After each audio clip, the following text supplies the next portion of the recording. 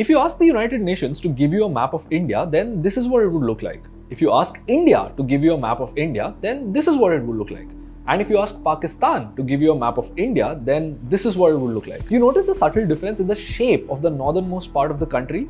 Now, if you ask someone from Kashmir to give you a map of India, they would start crying. But why is it like that? To understand this, you need to dive deeper into the most heartbreaking story that India has to tell the world, the story of Kashmir.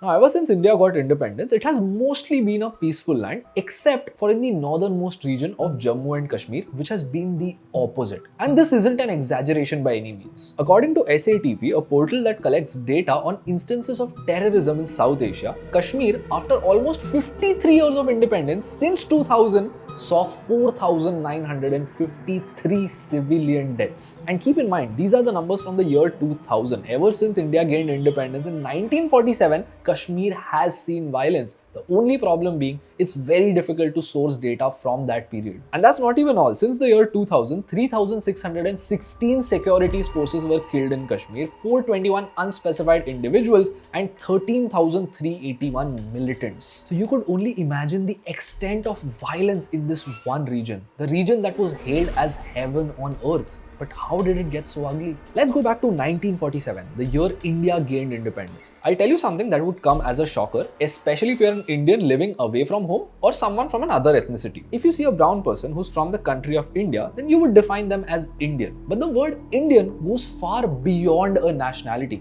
And I'm not saying this in a philosophical sense. It's a fact. And the fact here being, it was ridiculously difficult to cultivate an identity called Indian, which also led to so much of conflict in the history of this country. After the British decided to stop exploiting us and leave us for good, it wasn't as easy as just defining borders and creating a flag and calling ourselves a country and going on about our day. The entire region that you now know as India was as scattered as a bag of rice grains. There were princely states ruled by monarchs of different identities, different cultures, and each of them wanted to keep their kingdom. Just think about this. You have been given the task to go to 100 different kings or queens and convince them to be part of one big country. Or better yet, think of it from the perspective of a king. You have your own kingdom, your culture, your people to govern, your own identity, and one day someone comes and tells you to join a country you know nothing about. The region of Hyderabad in the southern part of India was ruled by a Muslim king called Nawab Mir Osman Ali Khan. The southernmost region of India, Travancore, which now you know as the state of Kerala, was ruled by the Hindu king Chitira Varma. In the west, Baroda was ruled by the Maratha king Pratap Singh Gaikwad. And these are just 3 of the 584 princely states that needed to be unified to create India. The rulers of these princely states were given 3 choices. You could either join India, or you could join Pakistan, which was the other newly formed country at the time, or you could choose to remain independent. Now, Kashmir was also given the exact same choice, but the demographic of Kashmir was such that it made the situation 10 times more complicated. Now, irrespective of your opinion on Kashmir, or you even being from India, I strongly recommend that you watch this video till the end because it would change the way you look at the entire country of India. The case of Kashmir was unique because Kashmir's ruler, Maharaja Hari Singh, was a Hindu, but Kashmir's population was majority Muslim. How? Up until the 13th century, Kashmir was ruled by Hindu kings like the Mauryas and the Utpalas. And then the Muslim kings invaded and Kashmir was ruled for almost 500 years by emperors like the Shah Mir dynasty or the Mughals. And then after almost 5 centuries of Mughal rule, it was annexed by the Sikh kingdom in 1819, followed by another annexation in 1846 by the Dogra kings. And as a result, the scenario in Kashmir was very complicated. The ruler was Hindu, but the majority population was Muslim. So when the question was asked, which side do you want to join or do you wish to remain independent? There were thousands of opinions. Now this complexity was one of the 2 reasons why Maharaja Hari Singh decided to remain independent. The second reason being he wanted to stay in power like any other king. But then something happened that forced Maharaja Hari Singh to join the Republic of India. This singular event pretty much started a butterfly effect or a chain reaction that led to all the violence that we see in Kashmir today. Now, before we move on, if you learned something new up until this point, then please leave a like and subscribe to the channel, as that is what helps us stay motivated and it ensures that such quality content remains free forever. Now, our newly created neighbor at the time, Pakistan, was created with the idea that there's a separate state for the Muslims that lived in British India. And because of that, the government of Pakistan really wanted Kashmir to be a part of Pakistan due to its Muslim majority population. But Maharaja Hari Singh decided to remain independent. So now the Pakistani government decided to do something shocking.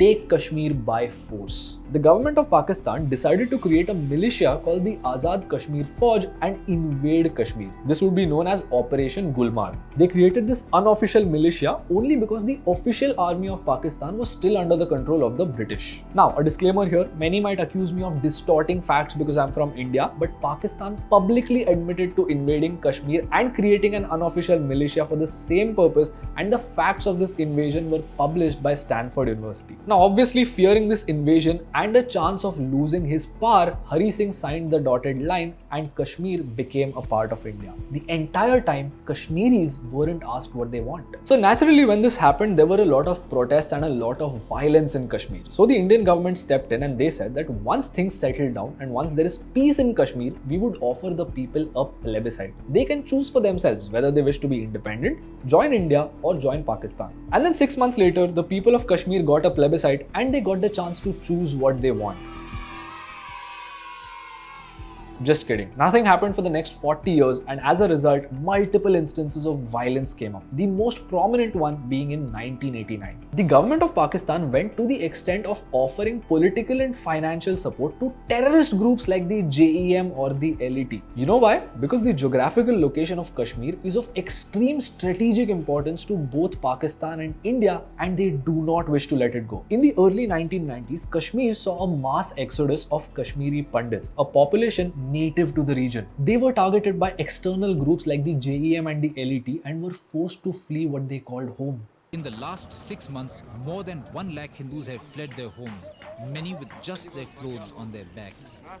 Both India and Pakistan's obsession with Kashmir ensured that the region remains a war zone. India kept claiming it as its own and Pakistan kept conducting covert terrorist operations. Now, another disclaimer here, these instances of state-sponsored terrorism aren't something that me or the Indian government claims. Pakistan has continuously been accused of using terrorism to destabilize Kashmir by countries like the US, UK, Germany and France. And recently, something happened on the Indian side that made things even more complicated. Since 1949, Kashmir was given special autonomy. They even had a separate constitution that gave them full control on their internal affairs except for defense, finance, communication and foreign affairs. In fact, there was a separate state citizenship provision that gave special rights to the permanent residents of Kashmir in the field of jobs and land ownership. But in 2019, the Indian government did something shocking. They revoked this special status and made Kashmir a union territory which would be a part of India. आपने, हमने, पूरे देश ने एक ऐतिहासिक फैसला लिया है. During this period, the internet in Kashmir was suspended for almost 7 months at a stretch. The uncertainty and violence raged on. मेरा बेटा वो खालिद वो दिल्ली में रहता है. चार दिन बाद में ही बात हुई उसके साथ. मैं बहुत परेशान हूँ. कोई फैसिलिटी नहीं है.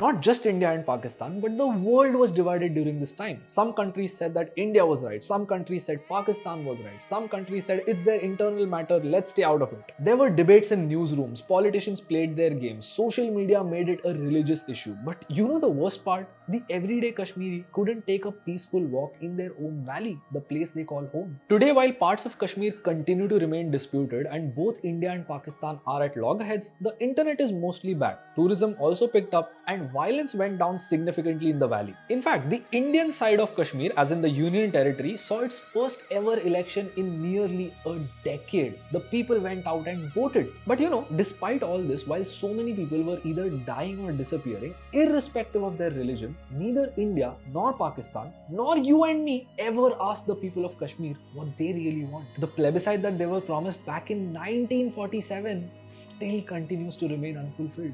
Now, before I tell you my opinion and what I think about the issue, I'd love to know what you think and how both countries could come together with the people of Kashmir and solve it going forward. Feel free to share your thoughts in the comments below as I tell you what I think about the issue. So, if I'm being 100% honest here, what I genuinely think about the Kashmir issue is...